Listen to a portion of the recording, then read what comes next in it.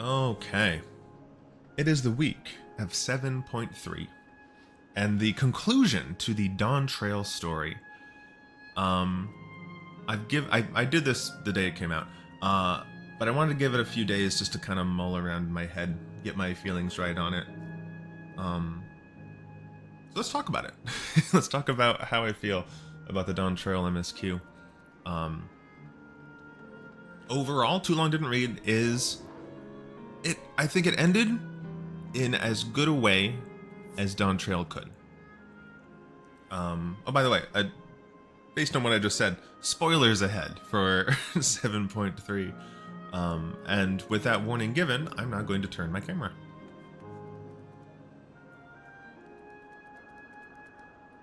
I'm in living memory because I actually, when I did 7.0, living memory hit me a little bit. Not because of the MSQ that happened in living memory, but because of the visual storytelling of a lot of it actually made me feel things. It was one of the few things of the 7.0 MSQ that I really liked. And when they turned the lights off in 7.0 and kept them off, I think that was very fitting and perfect at the time. And a bold move, actually. But now the lights are back on. And we didn't just turn them on willy-nilly. The lights, by turning the lights back on, we also restored the memories that people had lost of their loved ones that had passed away. And I thought that was perfect. I thought turning the lights back on, restoring people's memories was an extremely powerful symbolism for a more healthy way to approach death. In my culture, we don't really think so much about an afterlife. We think that our loved ones, keep living in our memories. And so the way that it ended by turning the lights back on, restoring people's memories, grieving them in a healthy way, I think really worked really well. But I'm kind of skipping to the end. Let's talk about the MSQ kind of step by step. It starts out the first hour and a half to 2 hours. Well, I guess the first hour is really giving us an example of a healthy way of grieving, you could say. It starts out with Geode. And I think this was one of actually the bad parts of the MSQ, to be honest. Despite, the praise that I just gave it. I never really thought that the MSQ gave us a reason to care about most of the characters in Dawntrail. Especially the members of Oblivion. The only one that I think is actually kind of important is Shale, because Shale just helps us out all the time. But all the other ones just seem like background characters.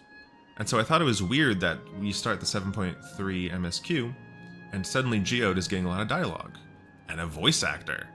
And we have one of those you're now walking with this NPC moment with Geode. And I'm like, oh, Geode's about to die. It's like they're trying to give us a reason to be sad when Geode dies. And I think that didn't work, because I still didn't care about Geode. Walking with Geode for a few minutes isn't going to make me care about Geode. And so Geode dies, gets killed by killer robots, and we spend a long time with Shale and Nostalgia's sister, I call her Weiwei. We spend a long time mourning Geode. And the whole time I'm kind of like, I really wish I cared about these characters. Because we spend so much time mourning Geode, and I'm like, I don't really care about Geode. I don't really care about Nostalgia. I don't really care about any of these characters. And so we're having these emotional moments, and I'm like, I'm sorry, I don't really feel anything about these characters, and so this part isn't really hitting for me. And that made this really long mourning process drag for me. The beginning of this patch, that's what I felt. I felt the whole beginning, the first hour and a half to 2 hours dragged. Because one, I didn't care about any of these characters. Two, it seemed weird. So Geode was killed by killer robots, and these robots, the sentries, to my understanding, are everywhere in Solution 9. And any of them can go on a killing spree at any time. So, to me, that seems like an urgent situation where we need to be on high alert. And like, yeah, I know your friend Geo just died and you're sad about it, but is now the time to leave Solution 9, travel away into a cave, and have a quiet, contemplating mourning period for him, when at any moment these robots can kill more people? I mean, it seemed weird to me. It seemed like an inappropriate time. And so I'm like, what? We really need to get back. You know, I know you're sad, but like, we really need to get back. And we just had this really long mourning scene for characters I didn't care about. And then we have we get a hunch that we might find a lead on Calyx. Like, where is Calyx? Going into this lab, and we have this long lab section that had some puzzle mechanics. I didn't like or dislike the puzzle mechanics. I know other people actually really appreciated having it. Basically, like having any kind of interaction in the MSQ rather than just like reading and listening. It was fine. I just think, again, kind of it dragged it for me because we were there on a hunch that we might find a lead to Calyx there, right? And so, like, we spent a long time looking for clues, and at the very end, it's like, no, we didn't find anything. Calyx just shows up on a video and tells us where he is. So the whole section seemed kind of long for what we got out of it. And so, like, yeah, it dragged. But then after that, it really picked up. So, you know, Calyx basically challenges us. We go and do a dungeon, and I thought the dungeon was great. All the battle content in Dawntrail has been stellar. I don't think people give it enough credit. It's been really, really good. And we do the trial after the dungeon, and the trial is, of course, Necron. And everyone saw this coming. You know, there's so many Final Fantasy IX references. The theme of a lot of Final Fantasy IX is coming to terms with death. We knew that Necron, the embodiment of death, was going to be the final trial. And that was perfect. You know, just because some people have an issue with things being predictable. Predictability is actually often a sign of really good storytelling, you know? Not every story is a mystery. And really good storytelling often is predictable, and as long as you tell it well, as long as the writing is good, that is generally a good time. And the finale really worked for me. The finale had a moment for Wooklamat, and I say this in like every video I talk about with this story. I'm not a Wooklamat hater, even though I don't particularly like her, but I don't dislike her either. She was a victim of poor writing. But the fact remains that Wooklamat is the main character of 7.0, and so it would be weird if she didn't have a part to play and a big epic moment at the end. So she got a part to play and a big epic moment at the end. She gave everything she had to protect Sven's people, breaking the barrier, but then she falls down, victoriously breaking the barrier, giving it everything she's got, and the Warrior of Light is right behind her, taking center stage, which was amazing. You know, it's clear that they took that feedback to heart. The Warrior of Light is the main character, not Wuklamot, and the fact that they made unique animations for what job you are was huge. That's something I had thought that they should be doing for a long time now, and now that they're doing it, oh, I'm so excited.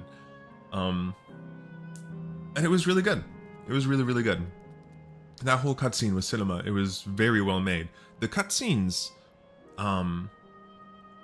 in general, are the quality of it visually, I noticed, was a lot higher than normal. The faces, there's way more like subtle facial movement in the cutscenes that look really good. I was very impressed with how good the cutscenes are looking. It's just gorgeous. After that, we had a super long cutscene. It was like, what, like 20 minutes or something? 20, 25 minutes? Basically tying a pretty bow on the Dawntrail story. Sven becomes queen. Sven, in the fight against Necron, became queen again in spirit by inspiring her people to accept and be brave in the face of death.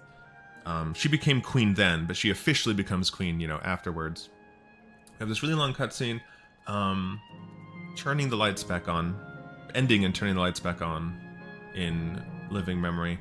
But now the lights are back on, but as you can see, there's the real sky around it. The symbolism of, you know, remembering the people who you've lost, but remembering them in a healthy way, remembering them happily, was beautiful. Like I said in the beginning, I won't repeat myself. So I think everything that I wanted to happen in the MSQ this patch happened. It maybe didn't happen exactly the way that I had really wanted, but it happened. So I'm happy with how it ended. Considering how bad 7.0 was, and I will I'm sure I will rant about that a lot in the future as well.